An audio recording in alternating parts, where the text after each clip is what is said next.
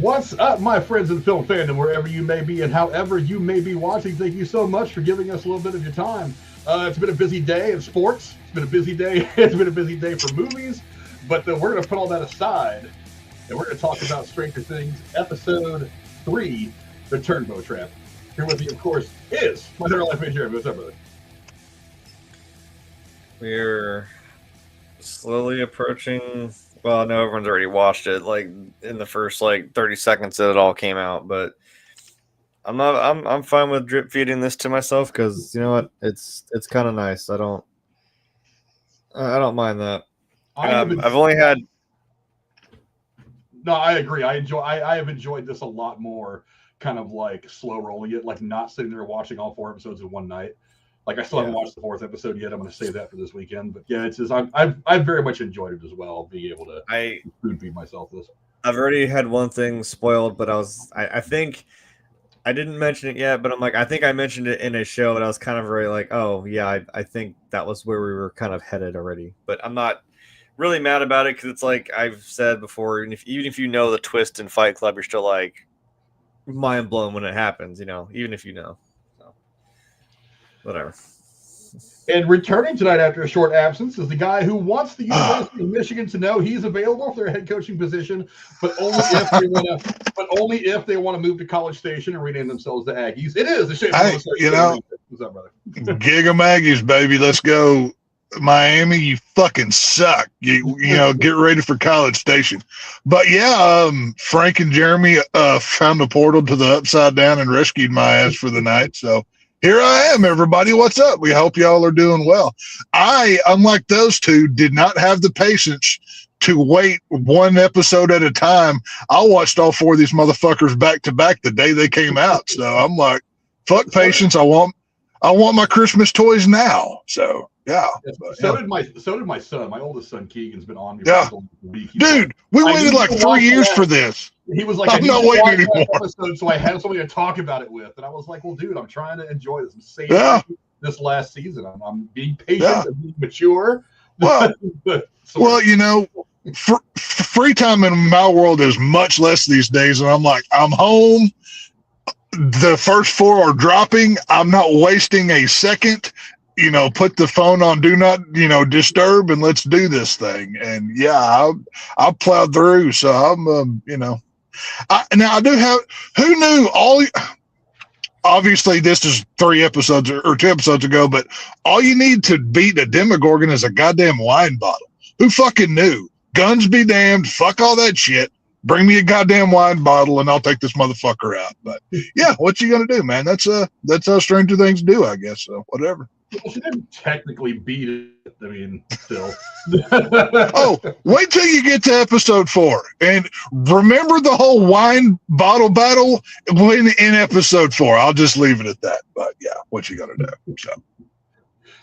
Well, I will certainly find out this weekend exactly what he's talking about. But let's get right down to it. We are, of course, here to talk about the Turnbow Trap, episode 3 of the final season of Stranger Things. And there's no setup to do for this show. It is just balls out at the beginning of every episode from the end, which is one of the great things when a show like this finally hits a point like this, is that you don't have to do any explaining. You just go to it, go all the time. And of course, this episode starts with Hopper and Elle reaching kind of a dead end. They have their first run-in with the military, of course, and then they roll up on them with some kind of sonic device that reminds me of what they used in the Hulk, in the Incredible Hulk movie with Edward Norton.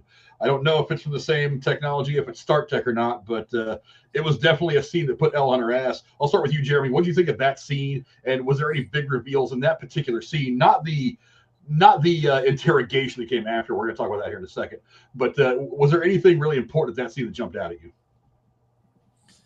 Well, I think the little sonic emitter is obviously something pretty important because as we've not seen yet that there isn't anything that really that Elle can't handle. I mean, obviously she gets winded, of course, she uses her powers and does wear her the hell out. But it's like, what do you even do to stop that, right? And then they have this thing, which I noticed. I mean, there was a guy who said hey, get on the hedgehog. I'm like, is it because it's a sonic emitter?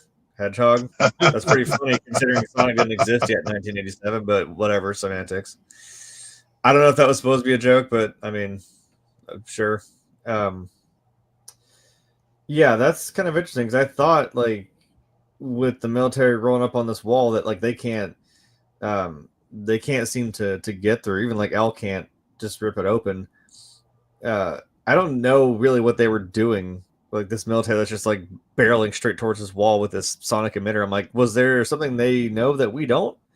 Some way to just like, wibbly wobbly your way fucking through this wall with this, big emitter? Or I don't know, like, did they know she was there?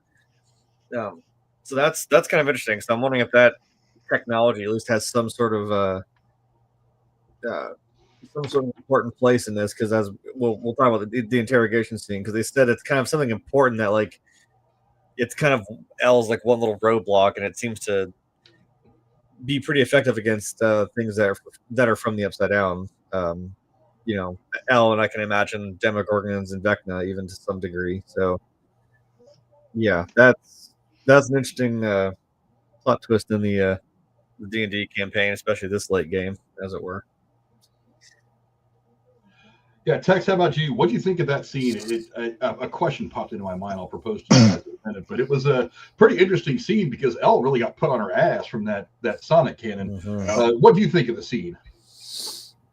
Well, it just occurred to me as Jeremy was talking. Oh shit! I can't spoil what I know ahead of time for y'all to.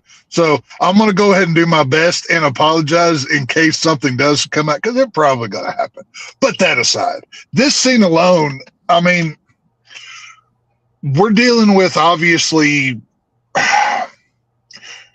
we're dealing with a Dungeons and Dragons like world of characters like L and others, the Vecna, all the other test subjects that have special abilities that eventually they have to come to pass with some kind of equal.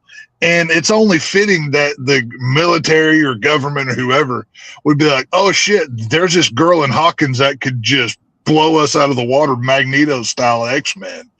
And, it was only a matter of time for something like that to come along. And, you've got Hopper and L running around, looking like at the source wall from DC Comics with this thing that at this point in time, you don't necessarily know what it is. And for all the negatives I've had for this season, like with this scene alone, it shows that the Duffer Brothers were creative enough to they had to weaponize the side against the Hawkins group to make them equivalent, so the battle would be worth going against. Because if it's just Elle and her superpowers against the government, that's that's nothing. So you have to load them up with something that challenges Elle with, I can do it, I can do it at, 21 seconds or whatever it was, all of that shit. So yeah, it's cool to see the weapons like that, like you said, from the Edward Norton Hulk movie and shit. I thought the exact same thing. I'm like, yep, I saw that about 15 years ago in a movie one time, but it's all good. They're probably all owned by Disney at this point anyway, so you're just interchanging. Disney, Amazon, pick one. Is there really a difference these days? Who cares? Whatever. Most of the time, probably not. But you're absolutely right, because when Elle did finally come out from under the spell of that little Sonic cannon, she basically just walked out there with a couple of flips of her wrist. She pretty much wiped out that entire group of military police. So something to even the playing field between humans and Elle is interesting. I thought it was interesting because it did raise a question. For one, they obviously did not know that Hopper and Elle were there when they got there. So why would they roll up there with that cannon? Because right before that, Elle's doing this whole thing where she's trying to make the wall open up and it won't open up. Hopper kind of hilariously was sitting there stabbing at one of those little testicles that are hanging on the wall, whatever the hell they are. And it just kept like closing up and healing over itself. And that left a question to me. I was like, if what we see what comes to reveal at the end of this, and we'll go into it more later, that it's a good likelihood that the military is in there because they have captured and are holding Vecna. Is Vecna able to do this while he's still on lockdown? Frank Freezer was at me. Or is this something that's just set No, up, or is he still down despite being in prison? I'm confused at that. Now I know that it might explain more in episode 4, so don't give too much. Well, but that did leave me. That's why it's like running it from behind bars like a mob boss. Well, that's why I was saying I don't want to reveal too much because episode 4, holy shit! Like a lot of the questions that you're posing here, I'm not going to answer intentionally because I don't want to ruin that experience for you. But if you know, you know. It's a doozy. I'll say that.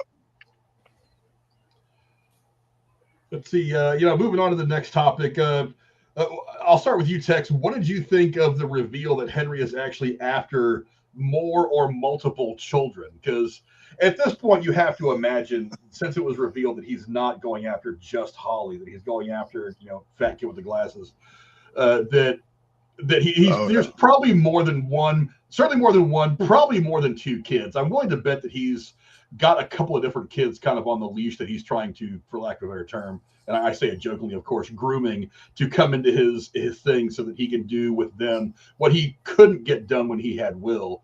What did you think of the idea that Henry is after multiple children at this point instead of just one? I think the Craven estate needs to hurry the fuck up and do some Freddy Krueger shit because Netflix is doing it better than the Craven estate has for a while. I mean, hell, look at the hat that he's wearing in the classroom full of kids. Tell me that's not intentional. Okay. But yeah, the route that the Duffer Brothers will swear up and down Vecna was the plan the whole time. I don't buy that shit. He was written later on, and then they post-dated it to make it fit later on.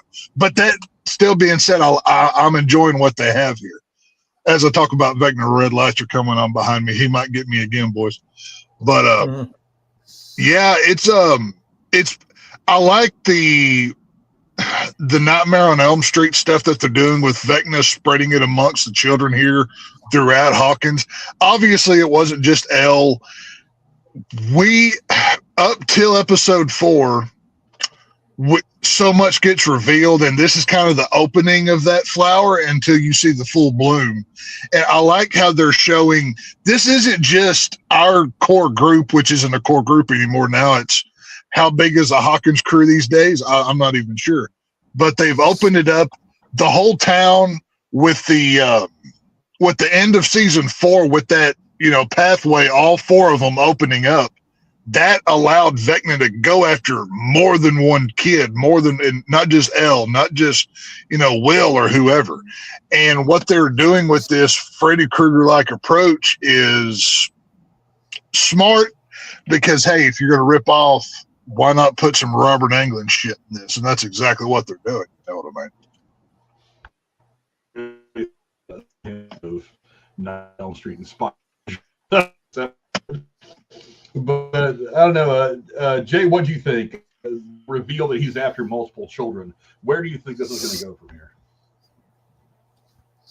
Well, it's not only that, but it does definitely have a Stephen King It vibe, like especially that picture you have of Henry looking. That too, yeah. Like it's that shot of that same shot of from the movie where goddamn, I don't remember the fat kid's name, but it's very similar, that scene in the library, when he's trying to read the book up on the history of Derry, and that librarian was in the background just staring straight through him. It's Jesus Christ, that's very, very reminiscent of that. So it's kind of the same thing too, where he does prey on children and their fears because, as he says, they taste better when they're scared. And that's kind of what Vecna's MO seemed like, is he does feed off of especially, it seems like the younger, the high schoolers and shit like that, are the ones that maybe are a little more naive or maybe more innocent, but that's how he gets stronger. So now he's trying to open that door to get more. And yeah, it is a very kind of Freddy Krueger-esque type thing. So maybe that's what he's doing, is if he is being and again, I assume he is being held somewhere, or he's got this weird Tranquility Lane type deal that's from Fallout. If you know what I'm talking about, you know what I'm talking about. If that's what's on the other side of that wall, that weird contrast that he's somehow able to still manipulate that while being like under control. That's insane, but that's kind of a cool way to do it. That he is just still managing to, I guess, bide his time, still trying to regain his strength to a point where he can, do what he wants to do. So it's all for the wind up, I'm sure. Yeah, I think it's pretty interesting. I'm wondering if this is going to be one of the situations like what we saw in Weapons. Like, it's not just like one kid or a couple of kids won't be enough for Vecna to really do what he wants to do. Not only to do it, but to do it fast. I think we may end up finding out later on that Vecna realized that he wanted to do this thing. He wanted to do this thing and got Will to do it, but he needed more than just one kid, more than Will. I think he realized through trial and error over the course of the series that a lot of kids will help him achieve his ends a lot quicker. And so that's kind of one of the reasons why he's going after multiple kids now. It's like, yeah, I lost Will, but I realized that I need more than one kid anyway. So now I'm going to get Holly and this kid, Derek Turnbow, and then one more kid.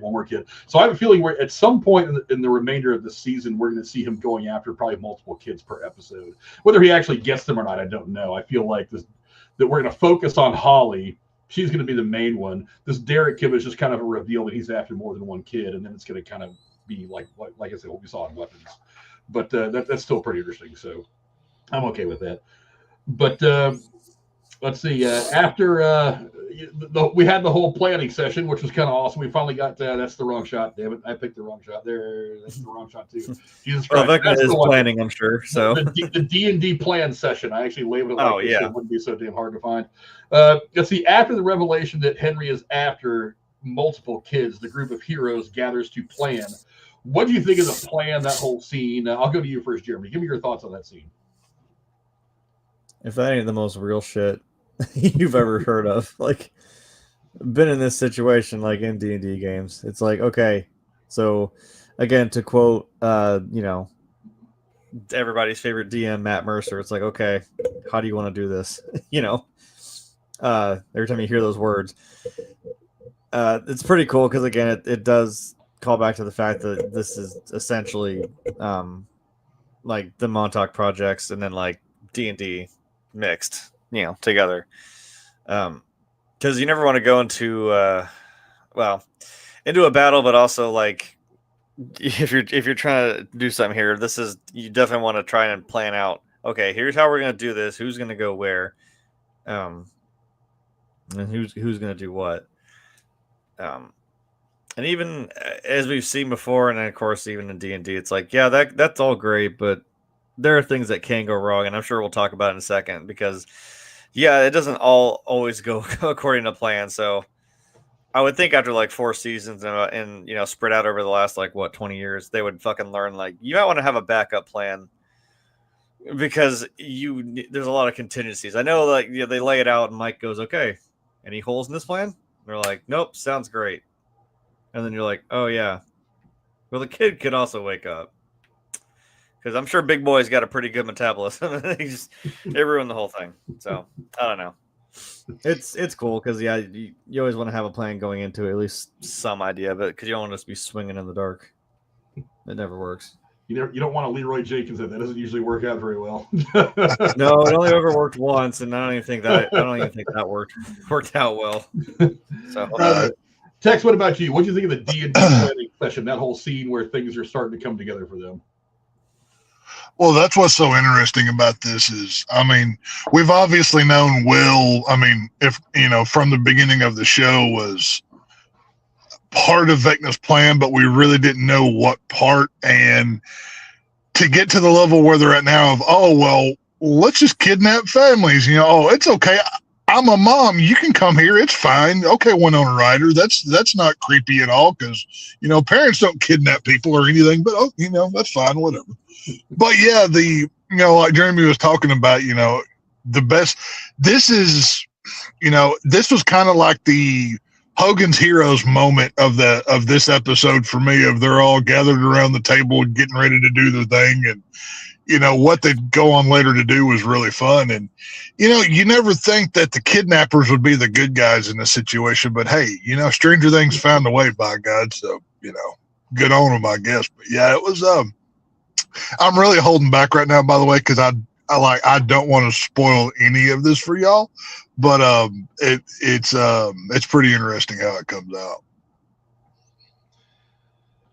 Yeah, I for one, I thought it was cool that like you even had, you had even people that you wouldn't expect to be the D&D nerds. You had like what's her name, Mia Hawke is there, Nancy's there, all these people that are not the D&D nerds. Mama Wheeler is all there, and they're effectively planning out a D&D strategy, which is it's an interesting contrast to where we start this series, which is the boys playing D&D in the first few minutes of episode 1 of season 1, to now here we all are. All these people are in their fucking 50s at this point, and they're having a D&D strategy planning session. But I thought it was interesting. I do like the idea of him going after multiple kids. I really do think it's going to end up being a situation like Weapons, where it's going to be Vecna wants a lot of the kids. I honestly, part of me wonders if Vecna isn't driven a little bit by revenge at this point, because last season Elle cast him down into fucking hell on fire or whatever, and he's probably a little pissed off. So I part of me thinks that maybe he's also doing this just to punish Hawkins for daring to stand up to him like that. Quiet text, hold on. We'll be going over the rest of it on Tuesday. Calm down. Oh, I'm not saying that. I'm just, if you were only in my brain, pal. Like I honestly, I thought about it first before I hit play on the first episode. I was like, do I watch them all now or do I savor it a bit? Part of me wants to savor it a bit.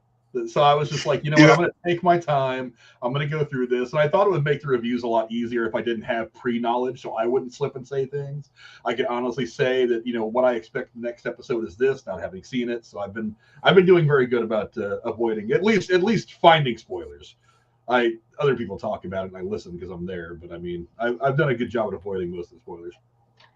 Hell yeah. Well, good for you. I already got spoiled something, but again, I'm like, not surprised. I kind of figured it was going that direction. Okay, but everything is spoiled these days. What constitutes a spoiler is different for fucking everybody. Everybody talks about this shit everywhere. You have to put yourself under a fucking rock to hide from shit anymore. Oh, yeah. You just fucking deal with it. Well, there are some spoilers I don't care about. There are other spoilers that I do. It's like I try not to get spoiled for any of the Marvel stuff. But when it came to like Star Wars, for some reason, I was like, tell me the spoilers. I don't care. That's like because it's so formulaic anyway. You can almost see half the shit coming. But I was like, I try to avoid some others. I just don't give a shit about. But let's talk now about Holly receiving this mysterious letter. She gets this letter in the mail while Henry is away. Henry specifically tells her not to leave. But then this letter comes, which gives her completely different directions, supposedly from Henry. I'll go to you first, Tex. What do you think of this mysterious letter that is trying to draw Holly out of Henry's house? Oh yeah, like I'm sure y'all have heard that song, "Hey There, Little Red Riding Hood." Like that song played in my head the whole time I watched this part of the episode because I actually labeled this picture "Red Riding Holly" because of that. Right. Yeah, like it's pretty on the nose. Yeah. Yeah, like this is exactly through the river and to the river and through the woods to grandmother's house we go. The whole thing, and it was. This is some straight up Goonies shit. Oh, we found the treasure map that we have to go find the thing on. Like the Duffer Brothers are not holding back on the 80s shit, since this is as of now, the last go around of Stranger Things. We'll see how, if they hold to their word or not. But I like that. I thought, they're not just doing Dungeons and Dragons stuff. They're mixing other mythology and lore with it to kind of make it their own thing. And if you've been to a Target in the last 2 months, you've seen there's straight up Dungeons and Dragons sets of Stranger Things stuff now. So they're kind of they're kind of taking everything and making their own mythology and bringing in literature and a few other books and stuff. And it's the Little Red Riding Hood stuff, it fits perfectly with this, Big Bad Wolf, Vecna, whatever. It all fits. It fits on theme. It fits on lore, and they're smart enough. That's one thing I will give the Duffer Brothers enough. They throw in a lot of callbacks and Easter eggs but they don't kind of beat you over the head with it. Like here's the Ghostbusters. Here's Halloween 2. Michael Myers references, a couple, with the Hawkins Hospital logo is literally directly from Halloween 2. And they use fucking, Mr. Sandman, Bring Me Your Dream. They've had Ghostbusters, now Little Red Riding Hood. I like what they did with this. It's just another list on the, that's a member, Barry. We've got Red Riding Hood in Stranger Things now. I think it works pretty well. Yeah, they've done a really good job about making the pop culture 80s references seem subtle and fitting, not overblown. Because a lot of movies that are made today that are set in the 80s are kind of obnoxious and a little overbearing about the references. But they've done really good about just making them part of the background the way that they really were back in 1980. So, a group of boys going dressed as the Ghostbusters was them, but it wasn't like, hey, everybody, we're going to put the Ghostbusters logo on this entire episode, splash it everywhere. It'd be really obnoxious about it. It's like, that's not fun when they do that. But they've done really good about making the 80s pop culture references fit into the story, fit into the characters. I mean, it would be really easy to make D&D essentially a sponsor of Stranger Things. But weaving it into the fabric of the characters makes it a lot more subtle, and it makes it a lot more fitting. I also think it makes it a lot more acceptable. So more people are going to watch this and be like, hey, maybe I should try this D&D thing because these guys like it. It's not just a constant D&D commercial like every 30 seconds. To Hop and L, obviously getting there. Did I have a good picture of this? I don't know if I did or not. But anyway, I'll use this picture. Hop and Hell, they actually get a chance to question one of the MPs in the military and get some information about what's going on at the military base. I'll go to you first, Jay. What do you think of that scene? It was interesting, revealing in a lot of ways. What do you think of that whole sequence, what they find out and how they handle it all? I'm really surprised that Hopper did something as dumb as leave his knife inside the living wall, but sure. I mean, okay. I would have thought he would have a little better than that. I know he's kind of mad, pissed off that he can't get in there, and he just sticks it there and fucking just walks away. But I do like the dynamic between Hopper and the soldier, because it's like, he already knows. Like, Hopper knows because he's been through this crap before. And he's telling 11, like, he's trained to not like tell us stuff. He's like, but like, he knows that, so he knows the games that this guy's gonna play. So it was cool kind of seeing, like, obviously, the older guy's been around the block a lot more, and he's like, I've been through fucking dude. I've dealt with, he kind of almost without saying it, been like, you weren't there, man. You ain't seen the shit I've seen. So, I've seen some things, man. Some stuff. You weren't there, man. You don't know. Yeah.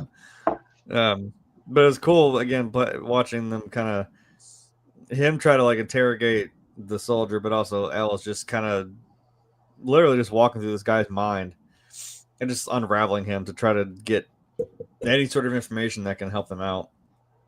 To the point where they get to the big secret door and like what's behind it. And I don't know if she killed him, but like, man, she was trying her hardest to literally break through that door and like break through his mind, and he just slumps over. I was like, well, damn. I'm like, well, maybe he was telling the truth, at least, to that point where he may not really know. But they get to the conclusion where they're like, that same Sonic the Hedgehog fucking thing is what's probably behind that door. So they, think, okay, maybe they've got Vecna, they got something in there that they don't want people knowing about. So again, and it's cool to have like that. There is a hurdle that we said, like, basically L is just like fucking unstoppable. It's like, Superman can do anything. I'm like, right, but you throw a little kryptonite in his face. I'm like, now he can't do anything. So I'm like, it's nice that now she has, which they did. I think literally they called it that in the episode. They called it kryptonite for her, at least. Yeah, it's her kryptonite. Yeah, that there's something that actually can prevent her a little bit. So I'm like, okay, good. You at least have a way around, like, she could just walk in there and just lay waste to everybody and then snack on some beef jerky again and just be fucking fine to roll, roll a bit later. Elle versus Sarah Connor fight. Right. So, Yeah, it was cool. I know I'm waiting for episode 4. I had one thing spoiled, like I said, but I don't think it has anything to do with that. So, but I don't know, how about you, Tex? What do you think of the capture and the interrogation of this MP? Yeah, I thought it was cool. They're just like straight up just Guantanamo Baying this dude in a fucking cattle trailer. Like Hopper's basically like, dude, I know, like I've been with, like I went through the real shit. You're not a grunt. They don't just send, weekend warriors down here. What are you? Like it's this is one dude that's legit talking to another. And it's literally a battle of wills of two soldiers that have literally been beaten into, I will die before I talk. But what, old boy doesn't realize is, like I said, Magneto's in his mind right now. And it doesn't matter how strong that will is if he ain't got superpowers. And, the deeper she's in there, the further she goes. His nose starts bleeding. What are you doing? Get her out of my head. And, and the most interesting thing to this scene to me is Hopper's dynamic, because in any other situation, Hopper would be a brother in arms with this guy. But considering they're trying to take out his adoptive daughter, fuck you. He's going to do what he needs to. And he's like, look, I can pull her out at any time. He's giving this guy an out every second he's talking to this dude. And this dude he is such a good soldier that he's going to go down with the ship. And, depending on your perspective, who's bad, who's good here, this is a complex kind of story they're telling, especially with this scene. And, I'm getting close to the door. He doesn't actually know what's behind it, and once you find out I don't know if that's what's been spoiled for you or not, but that is a pretty big one. And, yeah, this is an interesting, complex deal with, like I said, Hopper, and how he approached all this for me was really, really probably the best thing that they did with this part of the scene here. I really enjoyed that. Yeah, Hopper and Elle were both pretty brutal through the course of the movie. I feel like in seasons past, Hopper might have been the one a bit more reserved. But I think at this point, even Hopper is kind of certain that the end game is close. And so, especially after dealing with the whole Sonic Cannon thing and seeing if they have a way to kind of put Elle on the bench, and her being the pretty much the saving grace for everything they want to do versus the humans that are acting up, and Vecna. She is kind of the trump card that he's willing to go farther than he's ever gone before to make sure this thing reaches a conclusion that is positive for them. Yeah, I thought that was a really cool scene. She was basically doing her best Cassandra Nova, short of putting the hands in his fucking head and picking his brain, literally. I remember watching the episode and thinking like Cassandra Nova. I was like, oh yeah, she's kind of doing that, only not nearly as visually cool. But yeah, I thought that scene was interesting. A great big reveal. For a minute as she was watching General K walk to that door. For a moment, I almost expected General K to turn around and look like she had sensed that Elle was there. Ooh. But I was like, no, that wouldn't fit, because that would mean she has some kind of power, and that would just throw the balance of everything off. But yeah, it was very interesting to see Elle finally get in there and to not be able to get past that door. Because when she does finally kind of break that door open, it all happens very, very fast. And it doesn't actually show you what's back there. I wonder if it's not an assumption that Elle makes, that's Vecna back there. Like maybe she's like, you don't know for sure. Which is one of the reasons why I wonder if Vecna is controlling that wall from behind bars, or have they really captured Vecna? How did they capture Vecna? How did a bunch of military people capture Vecna when Elle, with all of her powers, can cast him down to hell and on fire? Like we thought they did it the last season with their Sonic MacGuffin. Yeah, that's how. I guess maybe. I mean, I'm curious to see how all that plays out, but we'll get there eventually. But let's talk about the one really funny scene in this movie was the whole pie eating thing. I was like, I didn't know. I'm having trouble figuring out if that scene was funny or clumsy. I'm kind of going back and forth. Tex, what did you think of the whole scene where Erica goes over there and gives the pie as a peace offering to her friend to get information? Was it funny or was it cringe? I thought the whole, I'll be real honest with you, the whole, with the, what's the older brother of the of that girl that has to go to her? I can't remember her, but that whole thing for me was pretty. Lucas, yeah, thank you. Yeah, okay. I thought, yeah, it had its funny moments, and the whole playing up the bit of, oh, eat your pie, eat your yada yada, whatever. Yeah, that to me was kind of played up a bit, but considering how heavy and fast this season is moving, it kind of fit to have like one moment of lighter kind of levity a little bit to kind of get the ball rolling, because the rest of this season it's just literally been, pedal to the floor, let's go. And we had a couple light moments here and there. Like, to me, it was kind of cringy. I'm like, whatever. I could, obviously, the whole thing. Oh, I'm on a diet. Oh, well, it's sugar free. You don't have to worry about it. Yada yada. To me, that was just fucking teenage girls being teenage girls or whatever. Oh, I gotta watch my figure. All that bullshit. But I would have shortened that up, I think. But it was, like I said, I guess you need a moment of levity before you go kidnapping families, and so it's not, some fucking Saw shit, because this episode's, if Jigsaw was ever in fucking Stranger Things, he was in this fucking episode. But what you gonna do? You just need to roll Art the Clown up in there and be like, Art, Vecna, go. Fuck. Hey, we've obviously got our Freddy. Let's not forget Eddie wore his Michael Myers mask. Get some fucking Jigsaw. Get them all fucking up in there. It's the 80s. Why the hell not? So, slasher era, man. Let's go. There's the next big mashup coming. Now that you mention it, I can't even look at this picture and not see him as a potential Freddy. How do you not fuck? They gave him the goddamn hat, man. That's fucking Freddy Krueger right there. It's it. Yeah. He's going to come back to his nice little fucking 50s aesthetic home, take off his jacket, and he's going to put a comfy little striped sweater on and his little hat. And I'm like, yeah, there it is. There it is. I swear to God, if they have Vecna mention, don't forget your power glove, I'm going to fucking lose it right now. I'm just fucking telling you. I can see that shit coming, but, whatever. Jeremy, what do you think about the pie scene? Was it funny or was it cringe? It was kind of funny. I mean, it's kind of the trope of like, here's the thing that needs to happen, and then here's every reason why you're like, no, I don't want to do that. And it's like, no, I insist. No, here, you should. No, I really don't want to. Oh, it's because I'm fat, isn't it? Oh, because you took this boy away from me. I'm like, oh my God. I'm like, the amount of excuses back and forth between what was her name? Tina and then Erica. It was kind of funny. And then like all the while the dad is just not having the best time and just fucking conks out. I mean, to be fair, the funniest part was the Turnbow kid, like just laughing his ass off, like, ha, he's like, Dad's drunk again. Yeah, that like genuine, that made me laugh when he fucking passes out and his kid just laughs his ass off.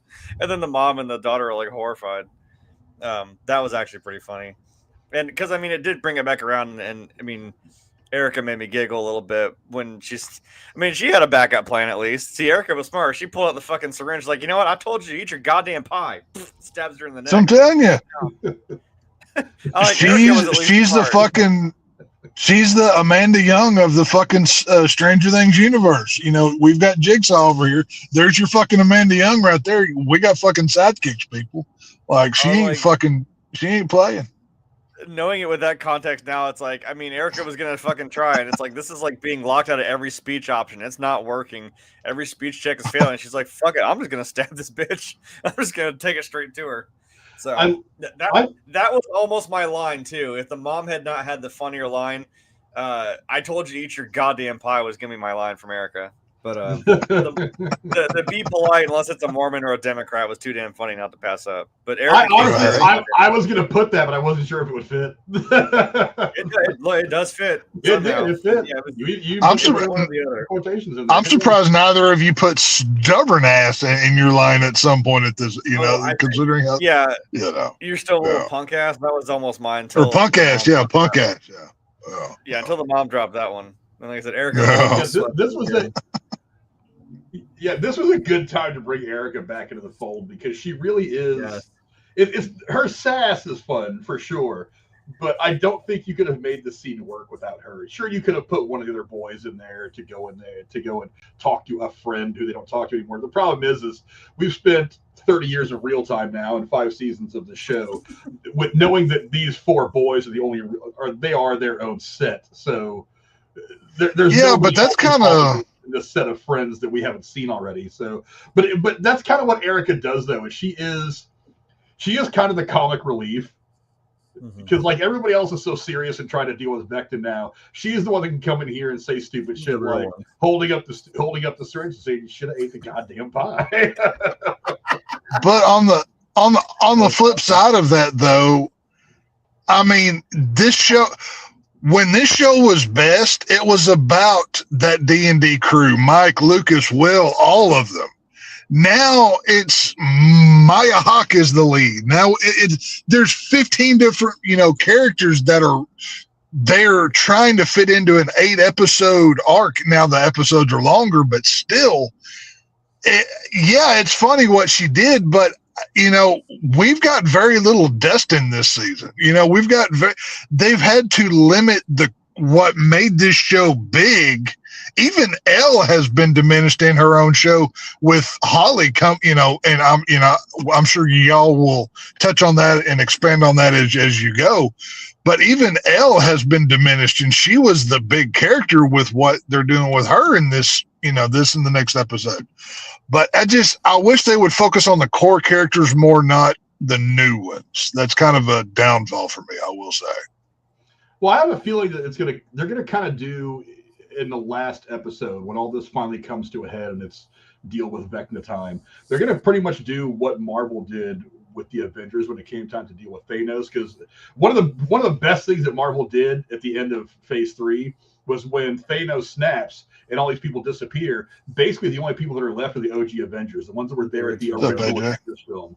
So there was no Black Panther, there was no anybody else. It was just this core group that we had come to know for at that point 18 movies in like 10 or 12 years. Like it was all came down to them because it'll start with them. I have a feeling that it's probably going to be something like that when we come down to the final confrontation with Vecna. It might be the 4 friends, or it might be, or in all that. It might just be them. So Sadie Sink's character will be somewhere else. Mama Wheeler, Winona Ryder is going to be off somewhere else. Hopper may be off somewhere doing something else. It may be just those like 4 or 5 core people that are going to be dealing with Vecna straight up. But I mean, it could be any permutation of that because Hop's been around since the beginning. So has Winona Ryder. So has Oh yeah, no, I'm not saying that. I'm not saying that all of these side characters aren't important because they play a role, but at the end of the day, if you're not paying off the ones that brought you to the dance, you're doing a misservice. And like I said, Elle is very important this season, but it feels like she's kind of a back help. Like I said, I think Maya Hawke has had more fucking screen time than fucking Elle has. And that to me is problematic, but I don't know. That's just me. I don't know if she's had more. I mean, I don't know. Well, part of it is that you get these characters to become fan favorites really quick. Like they didn't expect it to happen with the Eddie Munson character. And they said flat out, they're like, if we knew that character was going to be what was going to become what it became, we wouldn't have killed him. We'd have kept him around. Yeah. Of course, you don't know how a character is going to be perceived. So the fact that she has gotten to be very big as a character, very popular amongst the fan base. So it's like you give the people what they want. That's rule number 1 in business: give the people what they want. But yeah, they do eventually make the plan, and the Demogorgon does attack, and it did arrive in a very Elm Street kind of moment. You know, Tex alluded to it earlier. They set this crazy trap for the Demogorgon. I'll go to you first, Tex. How did that scene work for you? Was it exciting enough? Was it exciting? Was it fun? Was it everything you wanted it to be? Oh yeah, no. This is the 2025 version of Nancy getting the archivist cookbook, or what am I? What word am I trying to say here? The anarchist cookbook. The anarchist cookbook, yeah, and putting gunpowder in the light bulbs and hanging sledgehammers from the ceiling. This is the 2025 version of that, where we're just going to cut floors out of our house to put a rug over with barbed wire underneath. Like, holy fucking jigsaw, what is going on here? But yeah, no, that was cool. That obviously the Home Alone has to be referenced. And it's some McAllister shit right there. Yeah, that's you're trying to trap the Demogorgon, and I will say they have upped. Well, besides the getting stabbed with a wine bottle, they've really given the Demogorgons more agency, more power this season, and I have appreciated that. So if they're more powerful, then you can just open up portals anywhere the fuck they want. Where you now got to be smarter than them, and that's what they're trying to do here with with all of the signals and everything. Like, they're bringing in the sciences to it. Like I said, this is Nightmare on Elm Street amped, and like I said, the Craven estate better get on their shit because Netflix is doing it better than they did. But yeah, this was fun. I like the whole fall through the floor through the barbed wire, just all of it. It was so cool, so creative. You could tell that they put time and effort into the traps and everything, not just, he goes through here, bing, bang, boom, and he's done. You could tell they really put in the work on that. I appreciated that. Jeremy, what do you think about the whole Demogorgon attack / Home Alone / whatever the hell scene? Yeah, it seems like they've gotten pretty good about these kind of things. Like, they know, like we were saying, like, you kind of have to outsmart this Demogorgon because you're not really going to beat it with conventional weapons, and like, they're not trying to kill it. That is the point. It's like they're just trying to get it, lead them back to hopefully to Vecna, to something, because now they can yada yada, somehow 80s technology in an interdimensional universe can track things pretty easily. But whatever, with a big enough radar dish in the top of your fucking beamer, I mean, I guess you can.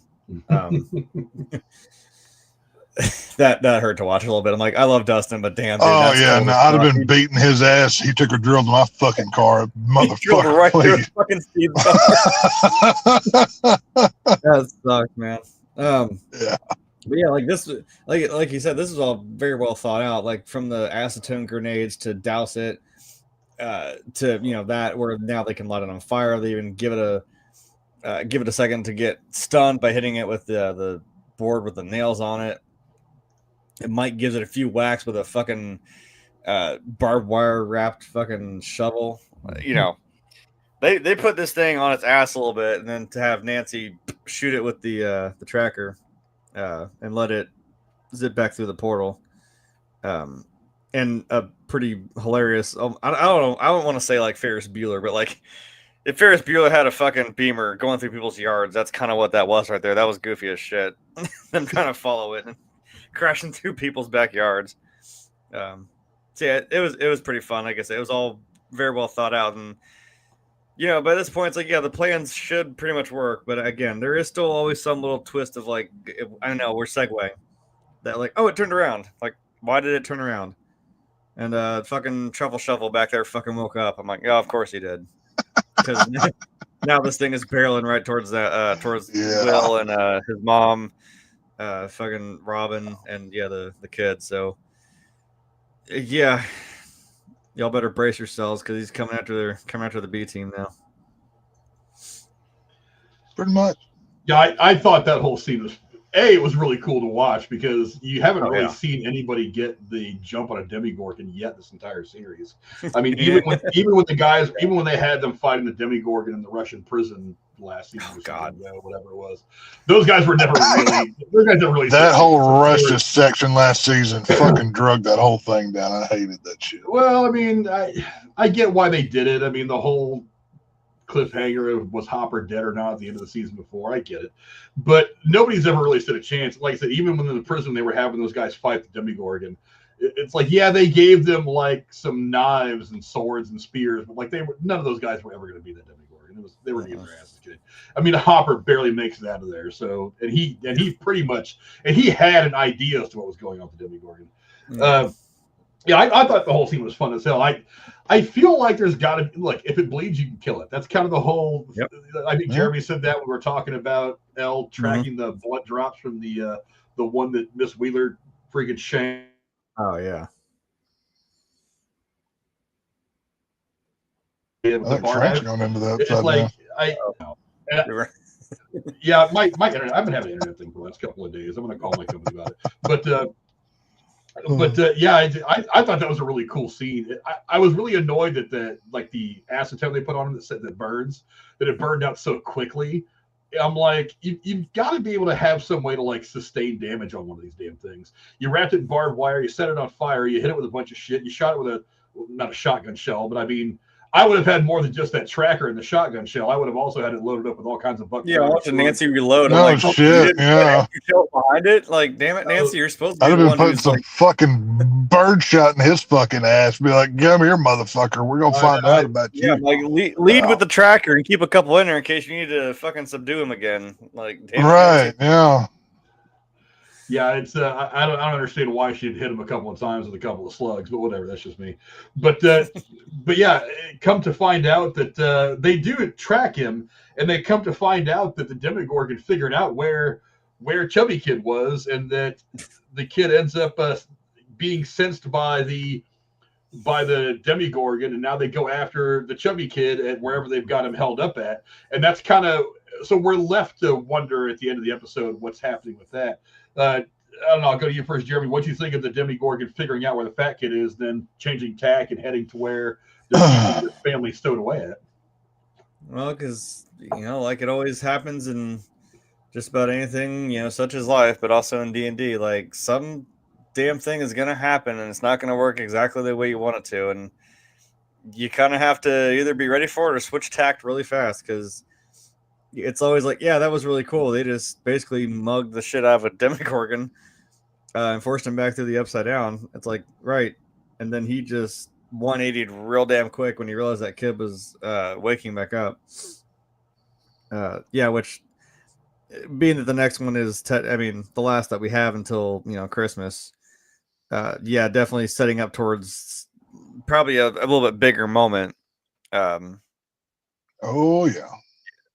Yeah, like, which, again, I'm not saying something because I'm like, I think I know what the big moment is. That's what I got spoiled. But again, I'm still not, like, mad. And then when I see it, I'm like, it's still going to be really cool. I didn't, like, it wasn't, like, shot for shot, scene for, I didn't, like, see what happened. I know something that happens. But seeing it's still going to be pretty cool, I think. Yeah, we're headed for a fight. And I don't know if they're going to get there in time in the car, but yeah, I'm sure it's going to be, they're going to have to pull something out to make sure they don't just get, whacked by this Demigorgon, who's probably pretty pissed off at this point, honestly, because it did just get like burnt a little bit and shot, and it got stabbed. Mike beat it over the head a few times. So yeah, it's not too happy. Yeah, I thought it was, the whole reason she went over there and covered old dude's face when she realized that he was waking up, because they know that they can see through his eyes, and that's pretty much all it took. So now they knew where he was going to be, and now the question is, and it's going to get answered in the next episode, I'm sure, who's going to get to that location first? Is it going to be the heroes, or is it going to be the Demigorgon direct shop? I have a feeling it'll probably be the Demigorgon, but I have a feeling, well, come to think of it, I mean, try not to react, Tex. I don't want to know anything. I'm purposely not saying anything, y'all. You do your thing, pal. I'm not either. This may be the first time we see a significant death to kind of start to round out the show. Because I've got a feeling that not everybody's going to make it through this. I either want everybody to live through this, or I want almost everybody to die. I don't really know which one I want more, but I mean, the fact is, I have a feeling some people are going to die. And I feel like this might be the first place where we might see somebody get clipped. I mean, I don't think it'll be Will because I feel like you have to keep him around for a while. Well, I mean, it's not going to be Will because there's a scene that they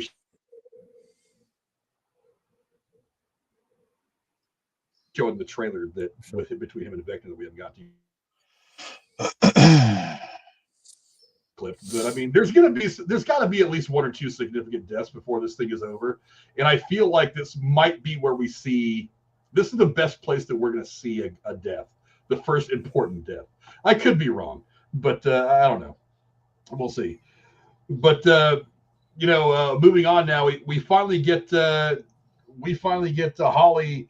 She decides to go ahead and run out and see where this map takes her. We've been waiting for the return of a specific character, wondering when they're going to come back into the fold. Before we get to that, let's talk about Holly's decision to actually go ahead and step out of the house.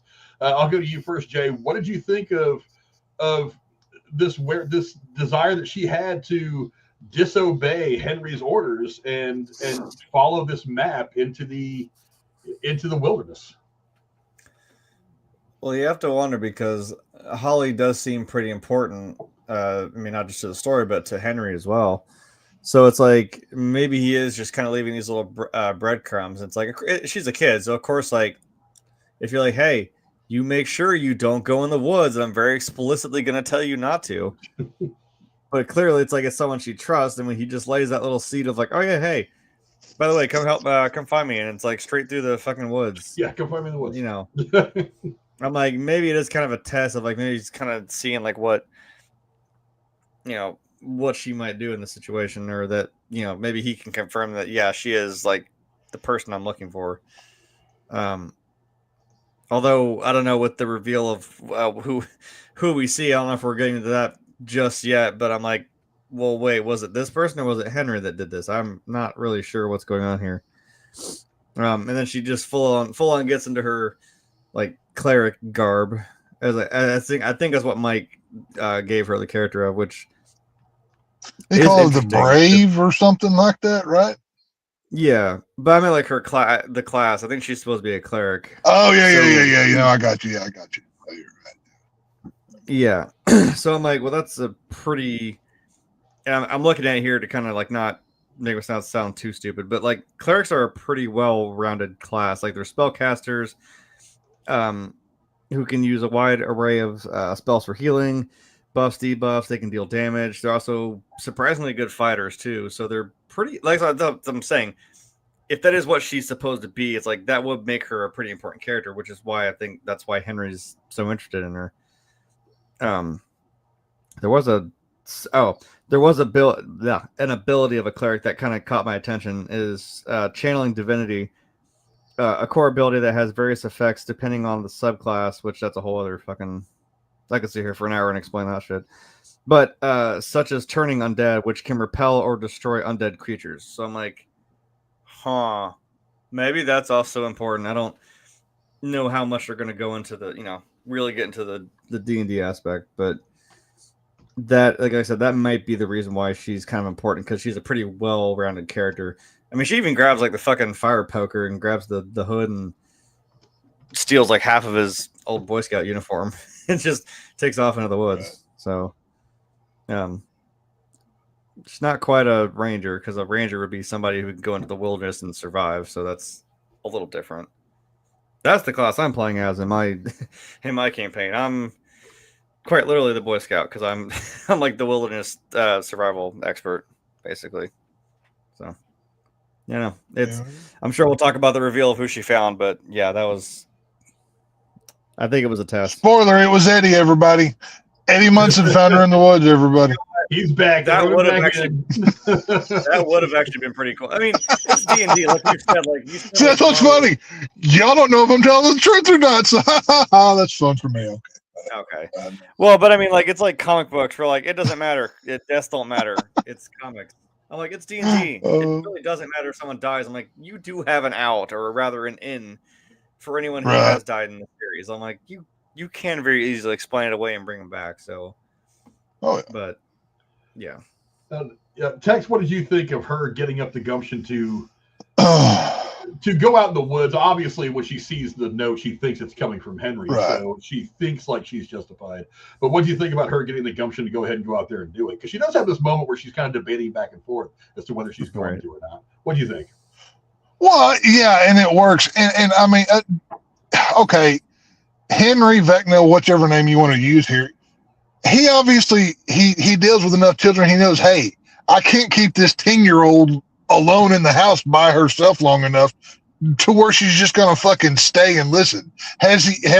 Frank has children. He knows how well they listen. Eventually she's going to go, ooh, squirrel, and see something outside and just walk the fuck off because, she's bored. But finding, make sure what does Vecna say before he leaves? Make sure you get my mail or something like that. And what does she find in the mailbox? She finds, hey, find me in the woods. Well, a child's curiosity with, the whole never-ending story, any other 80s kids, Goonies type thing that you want to throw in here, of course she's going to go on the journey. And then it just fits that she's wearing the Boy Scout, neckerchief and all that shit and everything else. And, they played well into it. They made it believable and it works. And like I said, Holly is...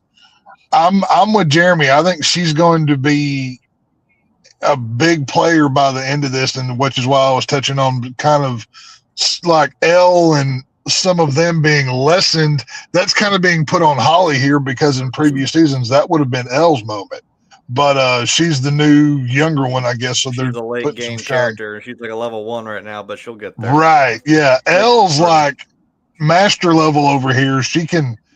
Do some pretty cool shit. Holly's the new thing. Right. Yeah. So maybe this is like they spin her off later on or something. Who knows? Netflix isn't going to be done with Stranger Things after this. But yeah, no, I liked what they did with her. It pays off well, and it adds an intrigue to the show of what's she going to find in those scary woods. You know what I mean? So yeah, it's cool. You're all, yeah. If only Crazy Ralph were there to warn her, don't go in them woods. There ain't nothing good in them woods. You're gonna die. You go over there. There's no Crazy Ralph to save her here. So. That one gate was in the lake, so maybe there was a little hockey match. Hey, down there. You know what? There's your Jason. Hawkins, Indiana is not far from New Jersey, kind of ish, right? Jason went to New York in space. He can get to Hawkins. Who gives a fuck? It's not that fucking hard. Indiana's right next to Ohio, and Ohio is where Freddy Krueger was. So, yeah, to be fair. Freddy's like, Vecna, get off my dick, motherfucker. I'm suing you. You're like, what the fuck are you doing? And Ohio does have way more haunted attractions than any other state in the nation. That is true. That is, yeah, that is factually true. Yeah. Ohio is doing what they can to invite the dark spirits. It's a hell of a place, I'm telling you. I'm here to tell you. It is. But, and obviously, she decides to go in there. She comes across this cave. She hears something going on. She calls out for Henry. Only Henry is not the one that pops out of the cave. So she gets scared to run away, goes and hides behind a rock. And as this person walks up to where she's hiding at and then leans down over her, she looks up at her. Of course, she is now back. And she simply says, hi. I guess her first line of the entire season, and that's where everything cuts to the credits. Big reveal, the return of Max finally. I'll go to you first, Tex. Is this what you were expecting? Were you expecting something else? How did this scene work for you, and what were you expecting? I didn't know. Well, it did surprise me that it was Max. We obviously knew she wasn't going to lay in that bed the whole season. At some point, she was going to get up. But when you're dealing with the supernatural elements like you're dealing with this show, take the rules and throw them out the window. You're playing by ear, and this was a really good reveal that sets up something really cool in episode 4 with these two characters specifically that really explains a lot and it alludes to a lot. And I like how they ended on, oh shit, Max is still alive. And I can't say that part. Never mind. Sorry, I was about to spoil really something cool for y'all. But y'all are gonna like what these two have in the next episode. So y'all will look forward to that. I don't know, Jeremy. Was this what you were expecting? Were you expecting to see Max, or were you expecting to see something else? I did not expect Max. That was actually a surprise to me. I think we got to like the last, I don't know, 5-10 minutes of the episode, and Rachel was asking me because I said like, yeah, I had something spoiled for me, and she's like, oh, was it in this? I'm like, well, I don't know. I've seen like where the setup of where something that I know happens, but it didn't happen in this episode. I was like, no, Max was actually a complete surprise to me. When I was not sure because like I saw like the grungy boots and like the rolled up cuff jeans, and I was like, is it Billy? I was close, I guess. Technically, I was like, it could have been, yeah. It could have been. Like, is it Billy? Because like this big stompy mother is coming over the thing, and all of a sudden, oh, it's Max. I'm like, oh shit. Okay, well that's good to have anyone else in there with you. I guess that's at least one person you'd want to have in there with you. Right. Well, I guess that maybe explains why 11 couldn't get into Max's mind. Like it was just empty.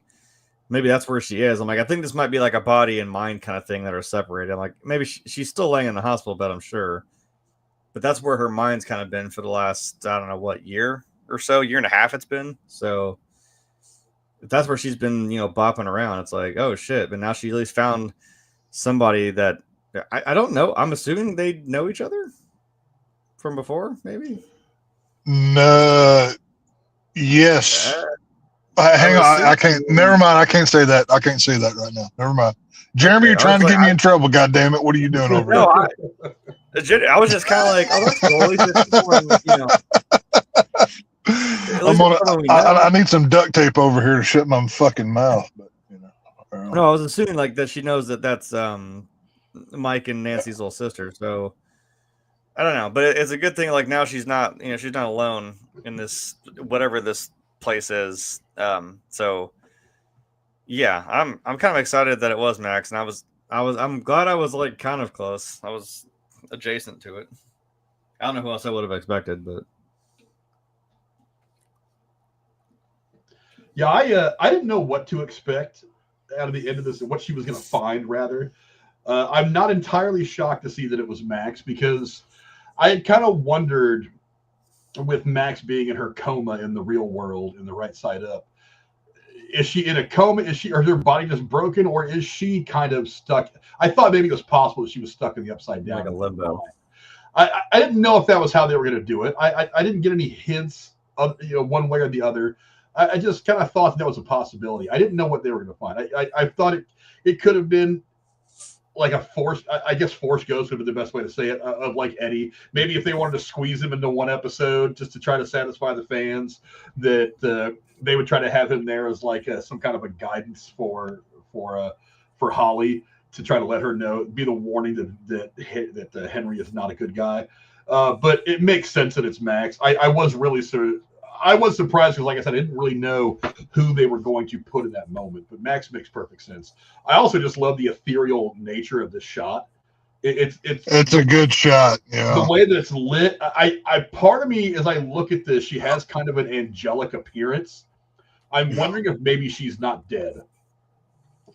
Because she's alive. She's in the upside down with Holly, or wherever the hell she is. I'm not 100% convinced she's in the upside down, to be honest. Max's body is still pretty busted up and not working very well, or else maybe she would be back in it. I'm wondering if maybe this isn't just like, I don't want to say her ghost or whatever, but if she's not dead and this is her spirit trying to help stop Vecna, and that she could be one of the deaths that ends up happening. Right. She told her not to go in the damn woods, because I bet you Max has been causing all kinds of fucking hell for Henry in there, and she's been hiding in them, maybe in the woods and in the cave and shit. She's been, poking the bear, and she's probably not seeing anyone else. I would assume. Now she finally came across Holly. It just occurred to me, maybe that wall that is up there, maybe that's the dividing line between the world that he has built to hide Holly in, and that somehow Sam is in, and the rest of the upside down. That's his own little holodeck, to use the Star Trek term. No, that's exactly what I was saying. I was like, I feel like that's what's inside that wall. I'm like, that's such a hilarious contrast. That's like that was my my WandaVision like joke, where I'm like, this is kind of like what she was doing. Like she had this barrier, around the world, but then like inside of it's like her own little world that she's created. So that's kind of what it felt like. I assume that's what's inside that wall. Interesting. Interesting indeed. But yeah, I was happy to see that Max is finally in the. She's finally made her first appearance. I'm interested to see what kind of stuff we get from her in episode 4, and then of course we're gonna have to wait another couple of weeks before they drop the rest of the episodes, and then of course New Year's Eve. One of the worst days to drop that damn thing is New Year's Eve, but I mean whatever, they're doing it. I may not be able to watch it on New Year's Eve, but I'll watch it.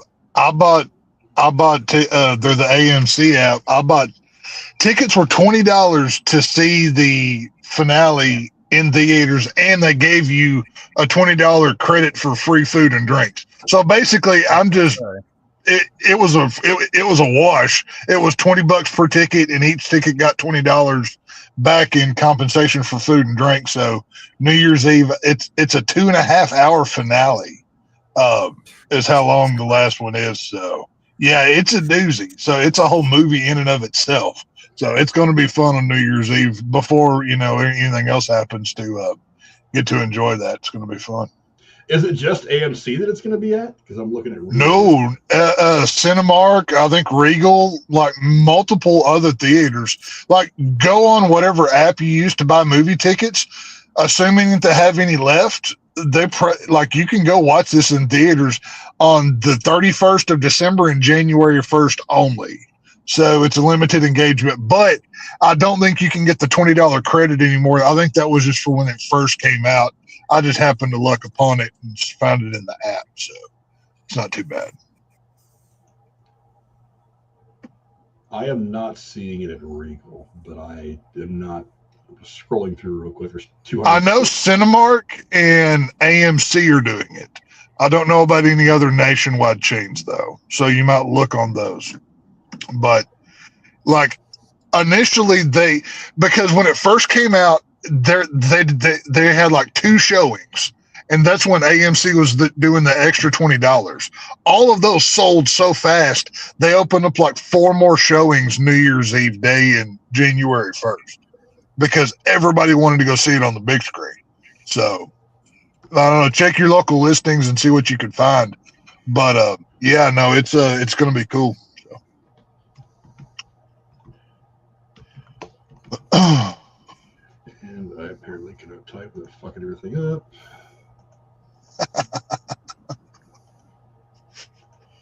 See what we got in the comment section here while we do that. We got AJ Harris. Let's see. Yeah, hell, yeah. I do have a red Texas Rangers cap I could wear, backwards and pull a Fred Durst, and I am in the new truck, so I could pull a Fred Durst if need be right now. So, let's keep rolling, baby. What the hell not?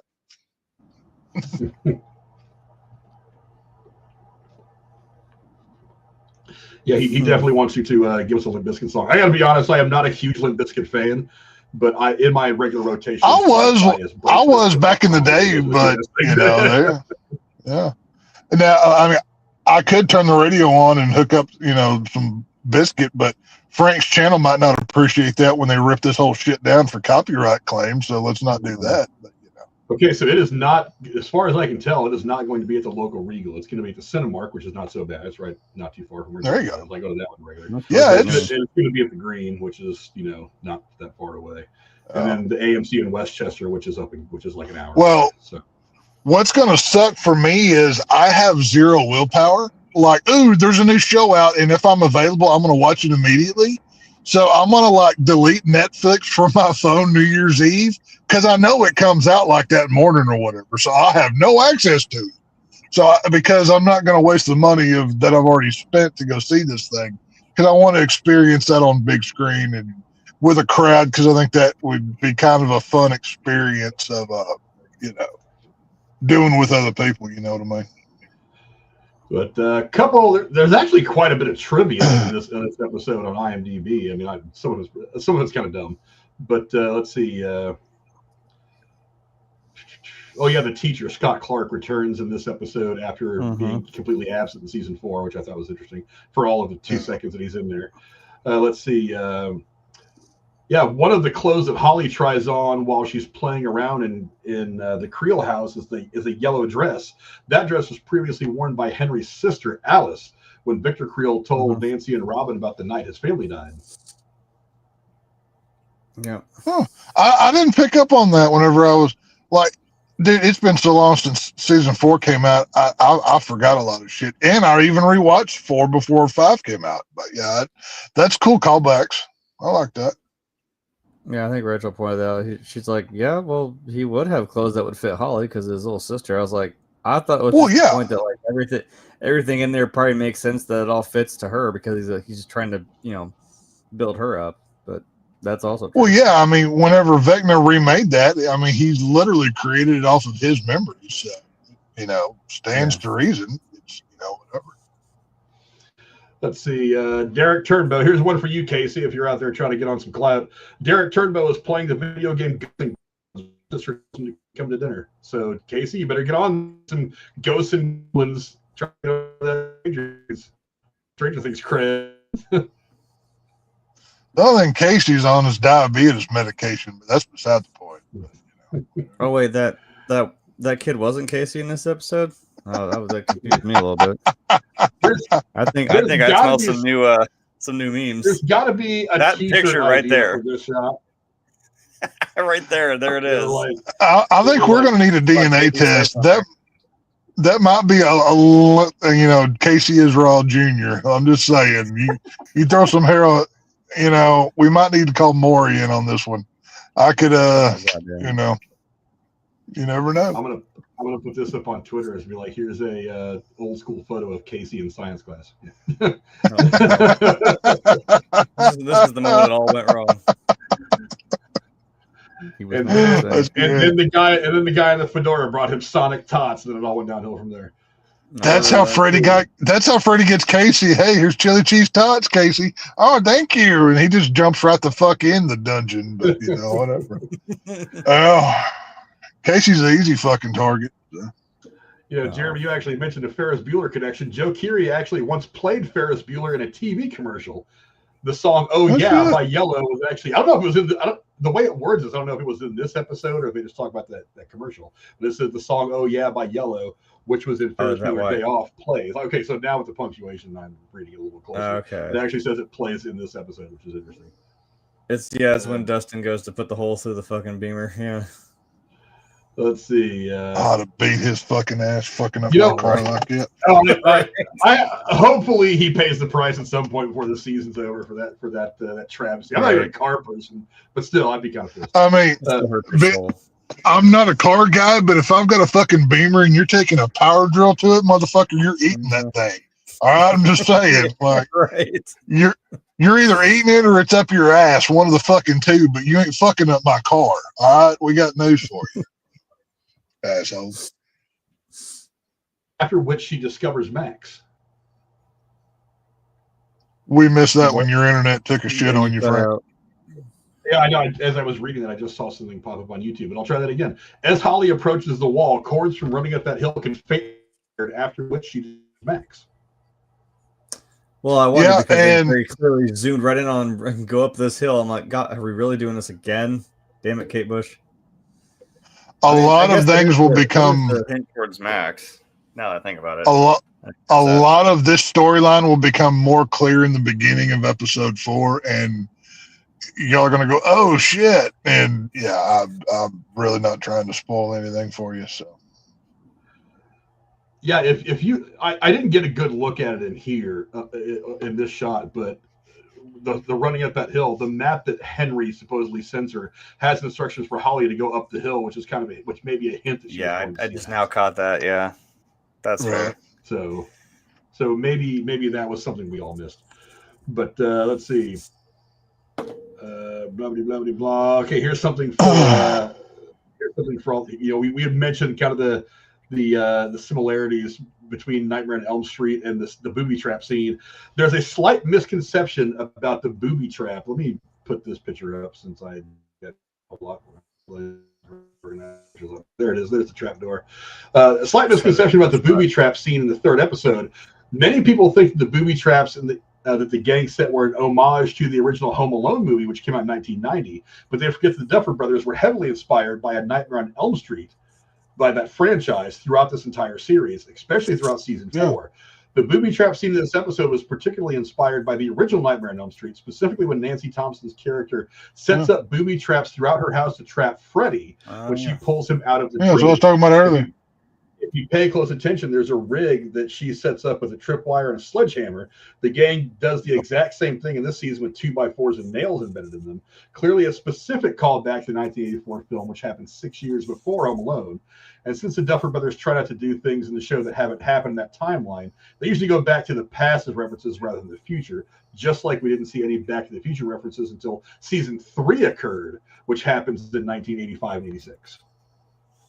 Yeah. Right, but you still called it the Hedgehog and it's a sonic emitter. I'm like, well, you're jumping the gun a little bit there because that was the 90s, but I mean, whatever. You guys don't do that. Hey. Well, I think you can still do things kind of tongue-in-cheek as well, though. So calling it the Hedgehog and it's a sonic emitter is kind of a gag more than a direct reference. I just want that fucking chainsaw that they're playing with in that fucking scene. Holy shit. Like, that's a big bar on that bitch. Yeah. No shit. Yeah. Like, that's going to help. I'm down. I mean, those are the saws we use in our haunt, but I mean, the bars aren't that damn big. Yeah. But it's the steel, man. They run. Like, as they're sawing through that floor/ceiling, I'm thinking, like, is there no plumbing, no wiring that goes through that shit? like, as somebody who has built things and knows how things operate, like, you're cutting the gas, like, I'd hit a fucking gas line that goes up the wall or something and blow us all to hell or something. But, hey, I guess I got lucky, but whatever. 80s houses were just built different, man. Yeah, he didn't call 811 before he did. He could have. Right. I'd be calling 811, 911, and Bob Vila. Be like, hey, come fucking save this shit. Like, what the hell's going on here? What the hell, man? Shit. AJ, call before you cut.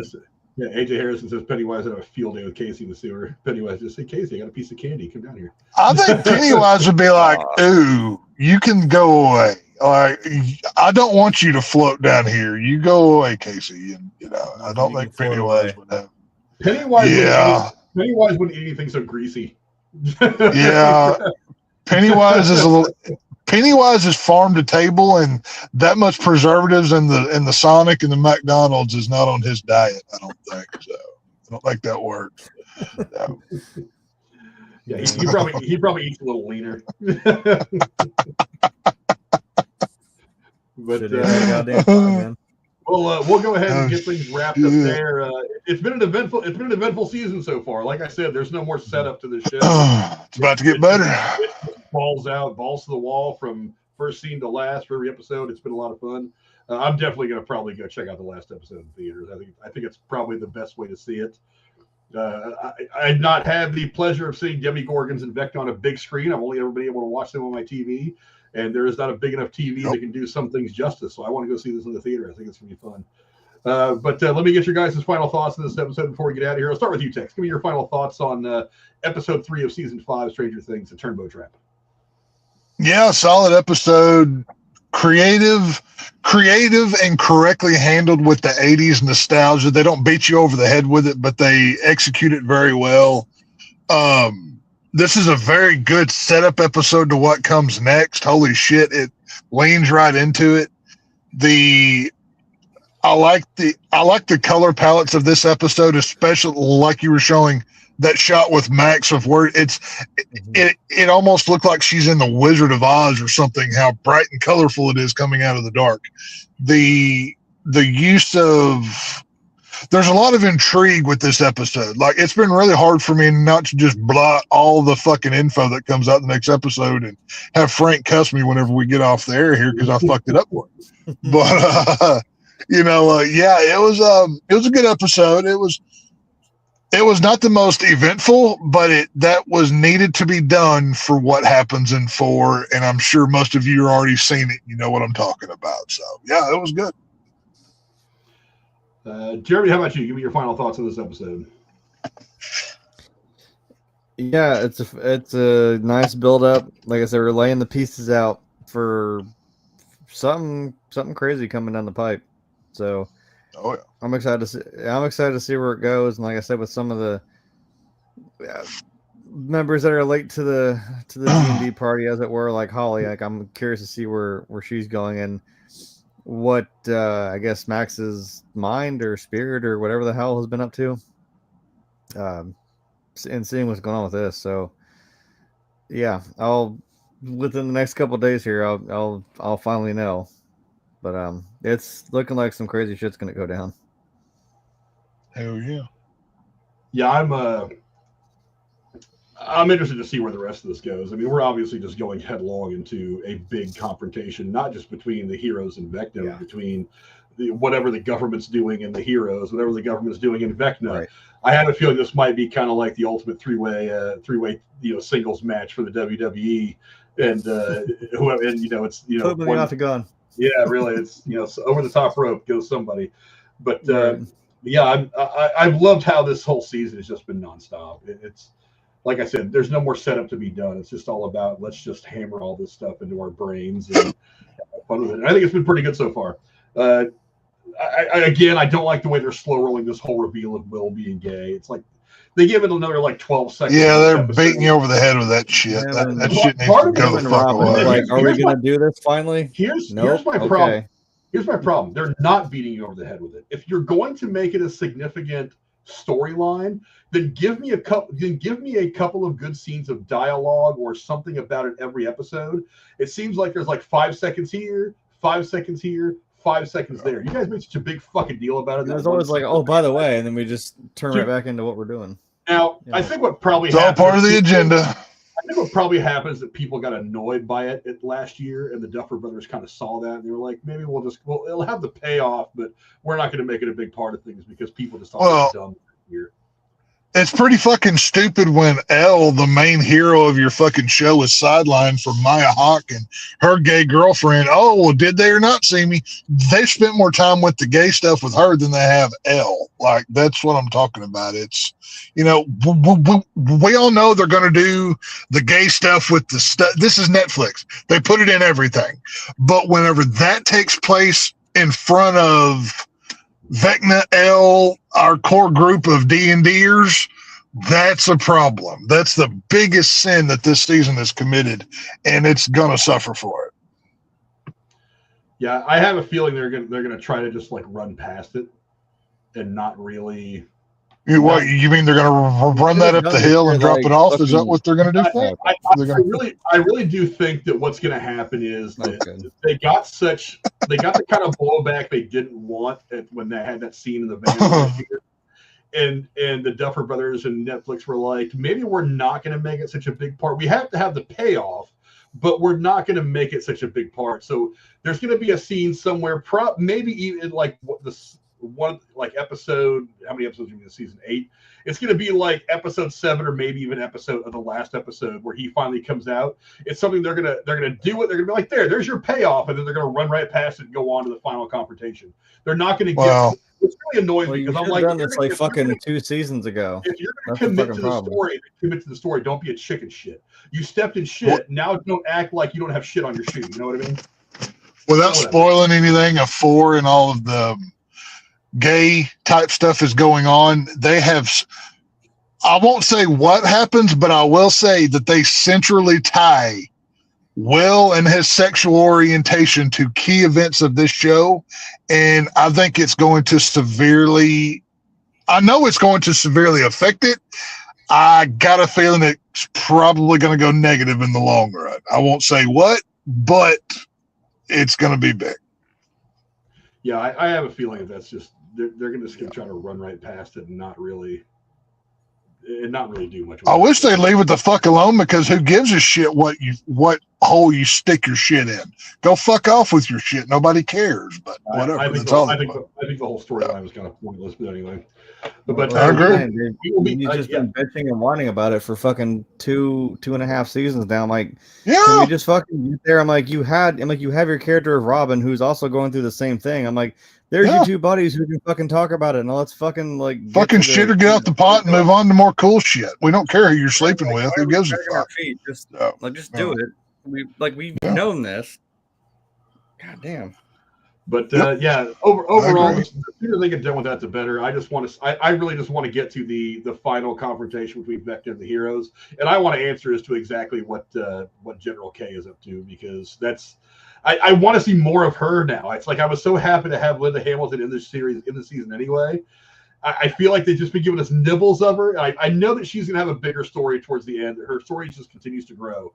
But I want her in here right now. I'm just so excited to see her in this series, because the little bit of screen time that she's had, she is owning the camera. She is just soaking the camera right up, because she is like, you'll be happy in episode 4 then. She is a Hall of Famer. Right. But yeah, I'm looking forward. I'll probably watch episode 4 probably tomorrow night. I'm looking forward to catching up with that, and then here in a week and a half or so is when they drop the rest of it. So, well, at least the next 3 episodes. And then 3 on Christmas, and then the last one on New Year's. Yeah, and then we'll wrap up the finale with in the theaters. I'm going to go see it in theaters with the final thing. I don't think they're going to actually reboot or continue or spin off the series. I don't think they should. I know there's like a play or something going on right now. They've already released a trailer for an animated show that supposedly takes place between seasons 2 and 3. Yeah, but I don't believe. I don't want to go backwards. I don't like that. Well, it's Stranger Things something, and I believe it takes place between the second. It's either the second and the third, or the third and the fourth. One of those two, I can't remember. But Netflix has announced that they're going to do other Stranger Things content, but not this specific storyline, which I think they're going to fuck it up, but whatever.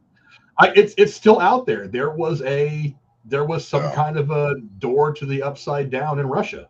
And if there was one somewhere else on the planet, you could make an assumption that there was more at other places on the planet. So maybe you could go back. Maybe you can go back and tell the story from, if you're not doing it from Hawkins, Indiana, tell it from whatever in Russia. Tell it from someplace in Oregon or someplace in China or Brazil or wherever. There's got to be, if there was multiple doorways, not just one in Hawkins, and they could be anywhere in the world. So maybe going and telling another part of the story from a different place and involving a different group of kids. Hopefully, if they go that route, then they can not take 30 years to make 5 seasons worth of television. But actually, I think they did kind of, well, I don't, it's not like it's canon, but they did do something for was it Far Cry 6, which took place in like fucking South America or something. And there was a whole Stranger Things like DLC. I don't know anything about that. In the game, there was like a whole, or maybe been like not like a DLC or like a whole little couple mission storyline where it was tied in with Stranger Things. And I was like, well, okay, there's that. I mean, that took place in like South America. And I don't remember what time. Wait, it may have been not quite in the 80s, but like I think it did actually turn back time a little bit, because I mean, to be fair, in 5 they went, hey, a bunch of nuclear bombs went off in fucking Montana. And they're like, yeah, maybe we should fucking backpedal a little bit with this series and just kind of go with some other timelines here. Or, that, well, they made a spinoff of that and like the aftermath of the, nuclear bomb falling in Montana. And then it's like, okay, maybe we should make 6 about like, a few, decades before that. It's like, yeah, maybe you should. But yeah, there was a whole Stranger Things.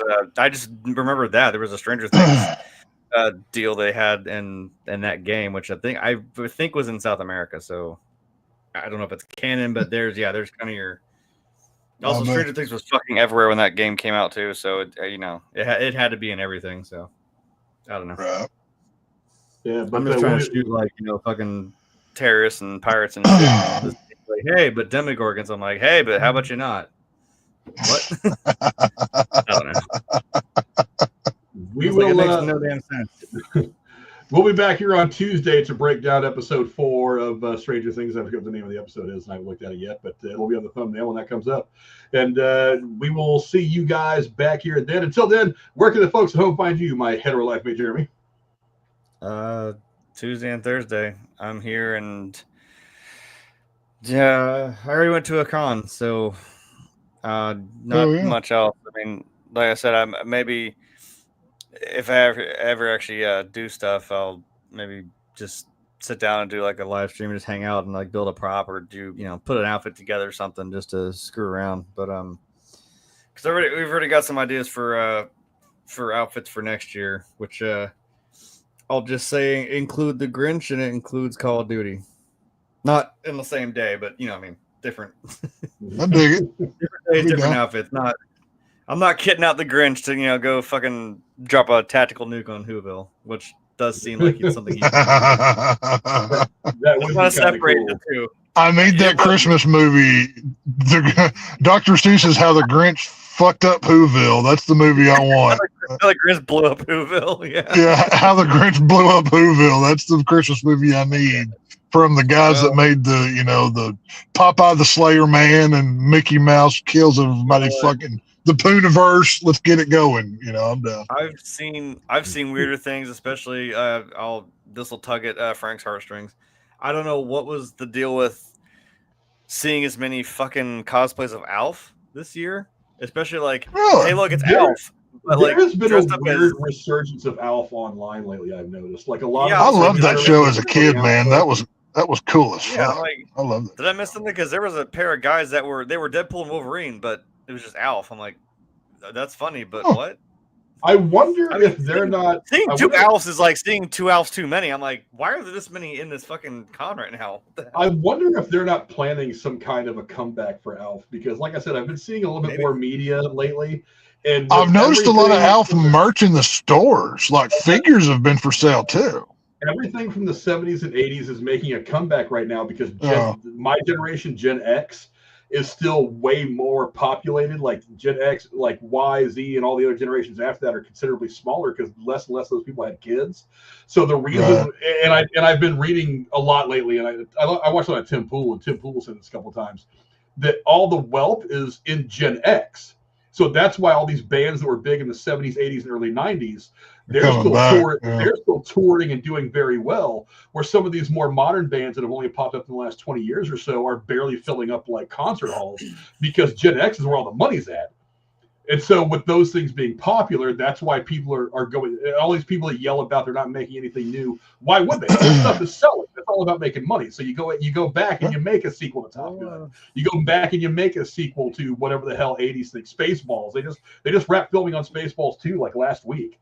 So there's all kinds of talk about all these things from the 80s that are getting sequels or legacy sequels or remakes because that's where the money's at. So they want to make stuff that is going to draw money from the people that have the money. Why would you spend millions of dollars to make something on people that aren't going to pay for it? They can't pay for it because they don't have the kind of disposable income. So that's why it's happening. But I mean, whatever. I try to like things that come out. So time though. It's the waiting game though. I've got more time than you fuckers do. So Frank, you're saying all we have to do is wipe out the boomers and we get their money, then we get our cool shit. This is what Frank is telling us right now. We're gonna win the waiting game. Hey, I am saying nothing, but whatever you do is on you. I got about like maybe. No, Frank, you didn't say that. Wink. Frank's not telling you to do that. Wink, wink. Yeah, no. I'm going full Candace Owens. I'm not suggesting anything. I'm just asking a question. For legal reasons, YouTube, that is a complete joke. Yeah. It's a joke, yada yada in Minecraft, all that bullshit. Fuck off, you fucking shit. I forgot to say in a video game or whatever. Yeah. In Minecraft, you fucking pussy motherfuckers, but whatever. Anyway. And then, of course, the shape of Lone Star State. We all know what his motto is. What do I do, Lord? Destroy the child. Corrupt them all. Hey. There's his motto. Where can the folks at home find you, sir? From General Alex Jones's lips to God's ears, my friend. Yeah, I just literally got out of the new Silent Night, Deadly Night remake starring the dude that fucked up Halloween Ends, but he's pretty good in this one. Rowan, well, whatever the fuck his name is. Go see the new Silent Night, Deadly Night movie. It's actually pretty good. The boob count is negative, so points off for that, but pretty good gore. It's made by the same producers of the last couple Terrifier movies. So, Rowan Campbell, I believe, is the name of the guy that played Corey Cunningham. But yeah, no, Silent Night, Deadly Night. the remake, Billy and, Punish, Naughty, all Garbage Day is there. All of the things that you would want with a Silent Night movie. I won't say where Garbage Day is, but you'll have to go find out for yourself. But yeah, go watch Silent Night, Deadly Night. It literally came out tonight and I had time to go see it. So I did. And I would recommend it. Like I said, points off for no titties, but I guess we can't all have all the nice things. So, what are you going to do? So, whatever. 9 out of 10 is still good. don't let it. I wouldn't give it a 9. I'd give it like a 7. Yeah, like a solid 7. But, it is what it is. So, whatever. As for me, you will find me back here on Tuesday, breaking down episode 4 of Stranger Things with Jeremy and Tex if he's able to join. Hopefully, maybe. We'll see. We will see you guys. Then. Until then, thanks to my co-host for being so awesome as usual. Finally had kind of the full compliment today for the first time in a few weeks. That's always good. And we will see you guys for the Stranger Things on Tuesday. Till then, adios. I mean, it would have killed you to bring back Eddie Munson just for like a Force Ghost. Come on. What, y'all didn't see him in the preview for episode 4? He's totally there, guys. You didn't see that? Whoa, spoiler alert. What? Oh, I'm sorry. Frank, I thought we were off air. God damn it. You told me we were off the air. What the fuck, man? I didn't. You got to tell me so I can put the spoiler alert thing up, damn it. Damn it. Frank, that's your fault. Stupid ass. What the hell, man? Good night, BJ. Good night, BJ. Yeah, I know, right? Thank you, BJ, for hanging out. Thank you, BJ. See you guys later. And now, folks, it's time to say goodnight. We sincerely appreciate your patronage and hope we've succeeded in bringing you an enjoyable evening of entertainment. Please drive home carefully and come back again soon. Good night.